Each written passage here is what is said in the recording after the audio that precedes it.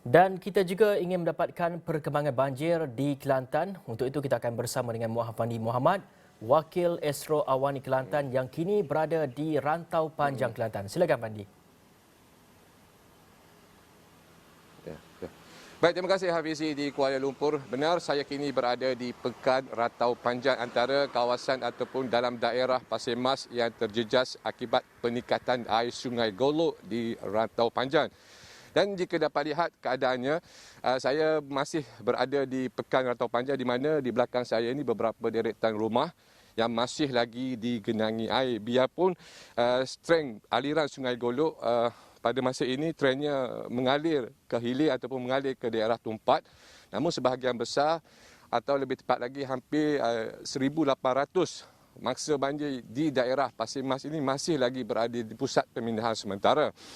Dan dalam era pandemik COVID, banjir kali ini tidak terlepas juga daripada kes-kes positif yang turut berdepan dengan cabaran dalam operasi pemindahan yang dilakukan oleh petugas keselamatan.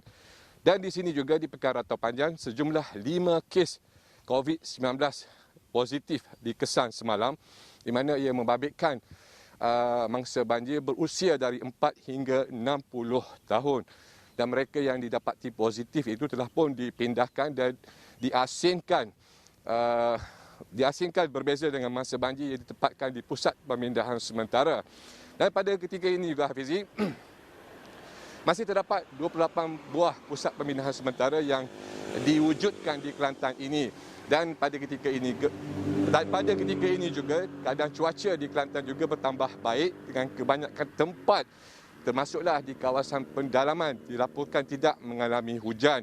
Begitupun beberapa laluan alternatif membabitkan kawasan seperti Kuala Krai, di kawasan Tanah Merah dan juga Pasir Mas, ada di antaranya ditutup kerana dinaiki air.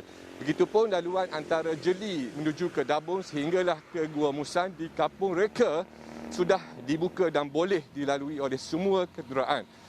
Untuk makluman Hafizi juga, laluan antara Pantai Timur melibatkan Kota Baru, Kuala Krai, Gua Musang dan juga Kuala Lipis, saya dimaklumkan masih lagi ditutup di kawasan Ulu Gali dan juga Ulu Dong, dan juga laluan antara Karak dan juga Merapuh, Karak dan juga Lancang juga ditutup kepada semua kenderaan.